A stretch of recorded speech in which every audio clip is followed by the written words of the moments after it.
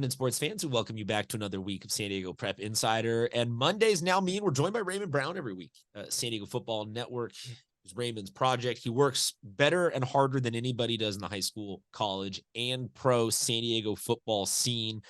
Make sure you check out all the great stuff that he is doing to keep you guys in touch with all the levels. And I'll tell you this, low key, so far, it's only been it's a very small sample size, but he has been pretty accurate about some teams, mainly Grossmont. He called them the truth very early on, and they look good 2 weeks in now. Granite did not play last week, so we're yet to see how well he's doing on hedging that bet. But through 2 weeks of football, he has shown that he's one of the smarter, more intelligent people to listen to in this scene. So, Raymond, thank you very much for joining us. Happy week 3 of football. Let's look backwards one last time and give me a couple takeaways that you had from this weekend/week of San Diego high school football. Yeah, man. Thanks for having me. Yeah, you're right about Grossmont, man. So far, so good. 2-0 for new coach Anthony Lawrence. The one player that's been impressing me the most is Josh Ferrara, the senior safety. Already has 4 interceptions, just 2 games going into the season. Excellent talent, man. He had 2 interceptions, took one to the house, made a couple of big plays, made a hit stick play. So I'm happy about what I've seen for Grossmont, and I'm looking forward to see how they do against bigger and better competition moving on. Anything else from the rest of week 2 that you saw that kind of stood out to you? Game balls, shout outs. I know that people can go check out all of your content, so maybe you could just tease a little bit of it here for us. I was at the Steel Canyon and Madison game, and I thought it was going to be more competitive, but Madison dominated, especially on defense. I think like 4 players had double-digit tackles. Jalen Brown had 3 touchdowns, including a 41-yarder towards the end of the game. I was expecting a little bit more competitiveness, but Madison proved that they're one of the top teams, and that run game is going to be hard to stop.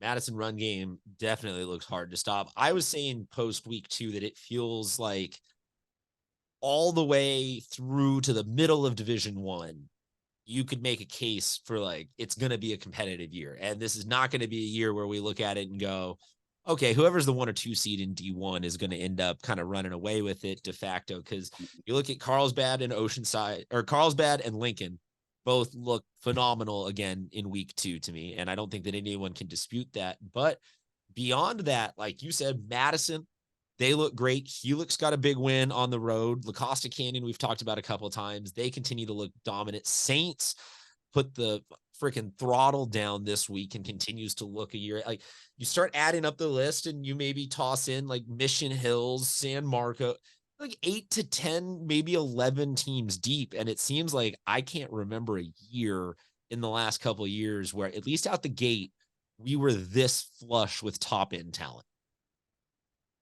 Yeah, you're right. It's mostly D1. That's going to be a bloodbath. Whoever makes the open Division 4, that's going to be tough. But D1 is going to be tough. There's a lot of lower division schools who feel like they should be in the top 10, but it's going to be tough passing those teams up, man. You still got Granite Hills going up against St. Augustine. That's going to make a lot of noise, see how those teams really are. So, yeah, You man. actually bring up an interesting point there. Where I think this would be the first year where I have yet to really see a Bishops or an Army Navy or in any one of those teams that normally you'd be like, one of those smaller schools is going to have a fantastic season, blow some people out of the water, and deserve to make that like 9 or 10 slot argument. I don't see that this year, at least yet. So you're absolutely right on that. You mentioned some of the big games still to come up for some of these teams. Mind if we move ahead to this Thursday through, I have to say this Thursday through Saturday instead of just this Friday, which always feels weird. But you want to talk about some of the games coming up this week? Yes, sir. All right. RB and Point Loma, both of them 1-1. Rancho Bernardo and Point Loma both also getting their first wins last week. So they look like, they're bouncing back a little bit. That game to me looks really interesting because RB, they beat San Pasqual by a sizable margin, and Point Loma looked really strong against Otay Ranch. So a little bit of both ends of the sample size. This could be a really good litmus test for both of these teams. Absolutely. Both teams are playing great right now. RB with the bounce back win, getting Eric Weddle's first win as a head coach. Point Loma looked amazing, especially Brady Allen. He's a great athlete. He could do a little bit of everything, offense and defense. That's going to be a tough game to pick, man. Yeah, I don't know, man. I might go with RB. They got the momentum right now. They're coming off a big win, but Point Loma is going to be tough. You mentioned the Granite Hills Saints game coming up this Saturday, so let's talk about the Granite Hills Saints game coming up this Friday. Your thoughts? Yeah, this is going to tell me a lot about both teams. The Saints they impressed. They impressed some voters last week with their win over Poway, which is not an easy game. Granite Hills got 2 weeks to prepare for Saints. That's going to tell us a lot about both teams. I got Granite Hills though. I think they're the more skilled team. They're the more balanced team. They got so much talent on both sides of the ball, especially on the defense. I think the defense is going to keep the score a little low, but it's going to be a tough. I think the Saints will want to prove that they're back in the mix. So it's going to be a tough game. But I got Granite Hills. A game that I don't think that any of us had pegged as two undefeated squads is Mount Carmel and Westview this week. I think that was kind of interesting because a 3-0 Westview would certainly be a huge turnaround from where they have been in recent years at this point in the season. Your thoughts on this one? I like the way Westview is playing. They've been struggling for years, and they're coming on strong. Mason Walsh is a great athlete. He can play anywhere, but he's their quarterback. Americ Gomez is great running the ball. Mount Carmel is a great team too, man. Their quarterback is killing it right now. They have a lot of great athletes. It's going to be a great rivalry game. I think, yeah, those two are rivals. They're not, those schools are not far from each other. Indeed, they are not Man, far from each other. this is a tough game to pick too. Hey, They're I both didn't hot. say I was going to bring you on for freaking easy cupcake games. That's true. Who's at home? This one is I lost it on here on my show notes. It's at Westview. Okay, I'll go with Westview. Okay. One more game then from this week of a pair of undefeated teams, and that is Kearney traveling to Southwest San Diego. Kearney and Bodie Stump have looked like offensively they are picking up right where they left off last year in Southwest. Hey, 2-0 Raiders, you win one with a crazy field goal, you win one by a blowout margin. I don't know. 3-0 Southwest feels like they've got a lot of momentum if they can win this one against a Kearney team. Your thoughts on this game? Yeah, Kearney's gonna be tough. Brody Stump is having a great year. He's been one to watch for a while now, for a couple of seasons. I like the way Southwest is playing. 2 wins to get those 2 wins off their belt. They've been struggling for a while, but I don't see them beating Kearney. I think Kearney is going to get that one. Fair enough. Let's move on to some Saturday games. And once again, you can check out everything that Raymond is doing at San Diego Football Network, high school, college, and the pros, everything you need San Diego football wise.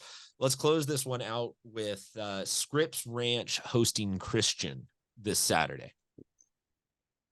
Yeah, Scripps Ranch almost upset your boys, man. I didn't think that was gonna I didn't think that was gonna be that close, man. But I'm proud of the way they played against a hot La Jolla team. I mean, I thought they was gonna put up way more points than that. But it's a win regardless. I'm not trying to talk down on La Jolla, but I'm just impressed with the way Scripps Ranch hung in there. Christian, they had a nice little bounce back win. Man. I promise next week I will ask you easier games. We will ask only blowout games. No, make it tough. Make it tough. I'm gonna go with Christian. They got some great athletes on that team. They lost to a great Mission Bay team who is red hot right now. So yeah, I'm gonna go with Christian. I think it's gonna be another tough game, but don't sleep on Scripps Ranch, man. Yeah, They showed their toughness. That Scripps result from last week is also coming off of Scripps not having a week 1 game because of their game against it was either Brawley or Central. It was Brawley because of the hurricane. The hurricane. Weather. I'm not even going to say because of hurricane. I'm going to say because of weather. Because that hurricane was a tad bit underwhelming for us. But yeah, that Scripps Ranch out the gate, losing a game that is as close as you can ever come to being a moral victory, whether or not you believe in those in the ranks of high school football. It always feels tough to take that, but I think that, yeah, you're absolutely right. They are 100% a team to watch. Raymond, thank you so much for joining us. Anything crazy you got coming out this week that people need to check out at San Diego Football Net? I got the top 23 players list coming soon, either today or tomorrow. So that's about it, man. If you want to be on that list, for send your 2023. stats. Yep. Just Yes. players of the week. Send those stats so I can know what y'all doing out there. Yes. Make our jobs doable. I'm not even asking you to make our jobs easier. Just don't play act. People don't understand when it comes to like covering the NFL or something like that, all the information readily available. And our partners at Scorebook Live do a great job accumulating data, but there are coaches and teams and players out there. Like, I get your DMs and I get that I'm putting the wrong player, giving credit to the wrong player. Like, if you go online, number 5 is so-and-so. It is, you have no way to like text a person at the school and be like, hey, sports information director, can you please verify that what's online is an accurate roster or information or stats? So yeah, at least don't play defense against us and not put anything up or put the wrong things up. We're begging of you because we want to be able to give you guys the proper credit and love. Raymond, thank you very much for checking in with us. Thank you guys, everyone, for tuning in, and we'll talk to you guys next time.